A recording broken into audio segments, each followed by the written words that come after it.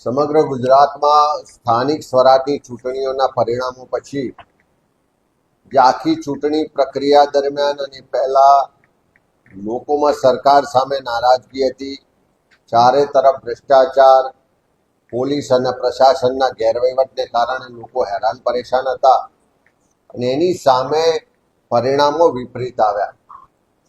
ત્યાર પછી પ્રદેશ કોંગ્રેસ સમિતિ તરફથી બધા ઝોન વાઇઝ સંગઠનના જવાબદાર હોદ્દેદારો પદાધિકારીઓ સાથે સમીક્ષા બેઠકોની શરૂઆત કરી છે.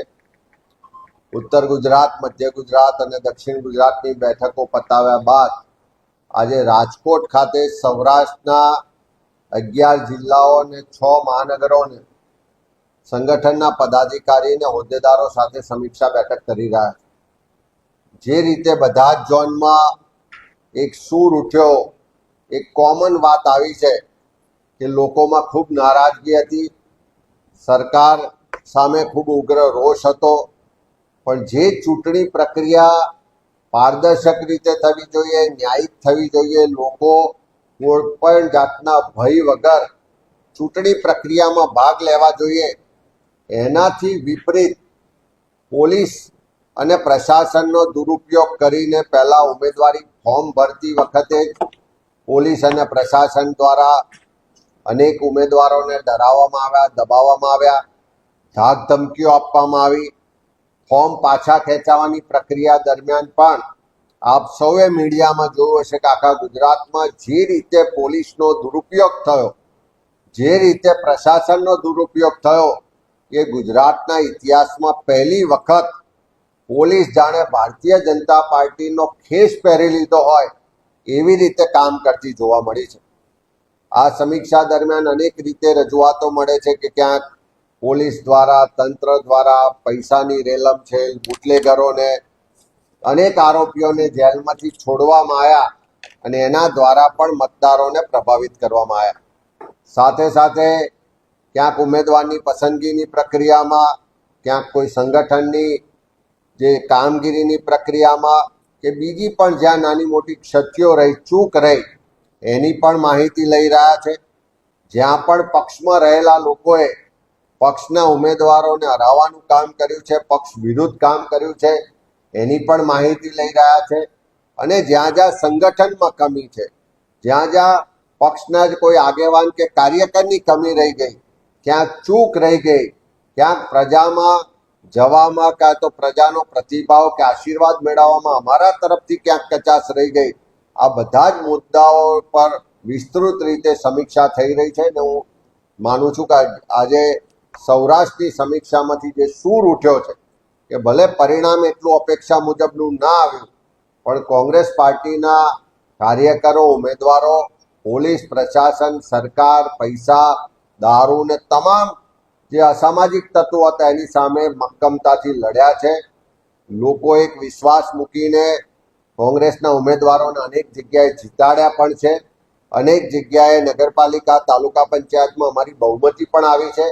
જ્યાં પણ અમને પ્રજાએ વિશ્વાસ મૂકીને જીતાડ્યા છે, બહુમતી આપી છે, ત્યાં પારદર્શક વહીવટ કરીને બતાવીશું, ભ્રષ્ટાચાર મુક્ત વહીવટ કરીને બતાવીશું અને લોકોની અપેક્ષા મુજબનો વહીવટ કરીને બતાવીશું. અને એ અમારું સૌનો સંકલ્પ પણ છે. સાથે સાથે અમને સફળતા ભલે ના મળી હોય, પણ લોકોએ અમારા પર વિશ્વાસ મૂક્યો છે, અમારા ઉમેદવારોને મત આપ્યા છે.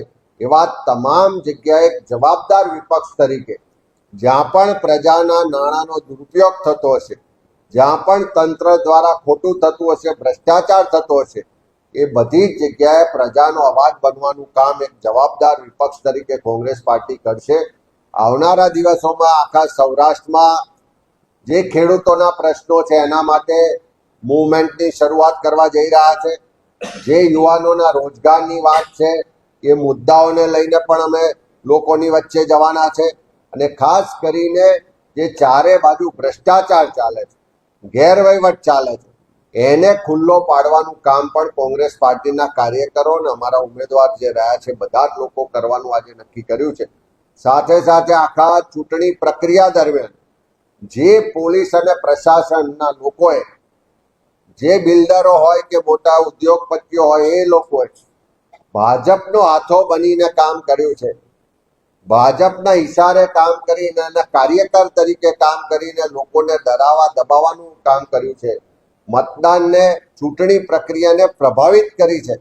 એવા તમામ લોકોની પણ માહિતી મેળવી રહ્યા છે અને આવનારા દિવસોમાં એની સામે પણ સક્રિયતાથી એને જે ખોટું કામ કર્યું છે એને ખુલ્લું પણ પાડીશું. કેટલાક અધિકારીઓ, પોલીસના અધિકારીઓ છે, તંત્રના અધિકારીઓ છે, જેણે ભાજપના કાર્યકરો તરીકે કામ કર્યું છે, કરોડો રૂપિયા ભ્રષ્ટાચાર કરીને ભેગા કર્યા છે, એવા તમામ અધિકારીઓની મિલકતોની તપાસ થાય. એમની જે આવકના કરતા વધારે મિલકતો વસાવી છે એવા અધિકારીઓને પણ ખુલ્લા પાડીશું. એસીબીમાં કે ઈડીમાં કે ઇન્કમટેક્સના માધ્યમથી એવા લોકો પર પણ કાર્યવાહી થાય અને પ્રજાના જે પૈસા લૂંટ્યા છે એ રાજકારણી હોય કે અધિકારી હોય એમને ખુલ્લા પાડવાનું કામ પણ આવનારા દિવસોમાં કોંગ્રેસ પાર્ટીના કાર્યકરો કરશે. એ આજે સમીક્ષામાં નક્કી કરવામાં આવ્યું. અમે આજે આ સમીક્ષા બેઠકમાં જિલ્લા કોંગ્રેસ સમિતિના પ્રમુખશ્રીઓ, તાલુકા શહેરના પ્રમુખશ્રીઓ અને પાર્ટીના પ્રભારીશ્રીઓ બધાને અહીંયા સમીક્ષા માટે બોલાવ્યા છે. એક એક તાલુકા, એક એક શહેર ને જિલ્લાની માહિતી મેળવી રહ્યા છે. જ્યાં પણ પક્ષના હોદ્દેદારોએ, કોઈ કાર્યકરોએ પાર્ટી વિરુદ્ધનું કામ કર્યું છે, ઇનડિસિપ્લિન કરી છે, એવા લોકો સામે પણ આ રિપોર્ટના આધારે ત્વરિત કાર્યવાહી કરવામાં આવશે ને પક્ષમાં શિસ્ત જળવાઈ રહે. પક્ષ માટે કમિટેડલી જે કામ કર્યું છે એવા કાર્યકરોને આવનારા દિવસોમાં પ્રમોશન મળે, પ્રોત્સાહન મળે, એમને હોદ્દેદાર તરીકેની જવાબદારી મળે એ દિશામાં પણ કામ કરી રહ્યા છે.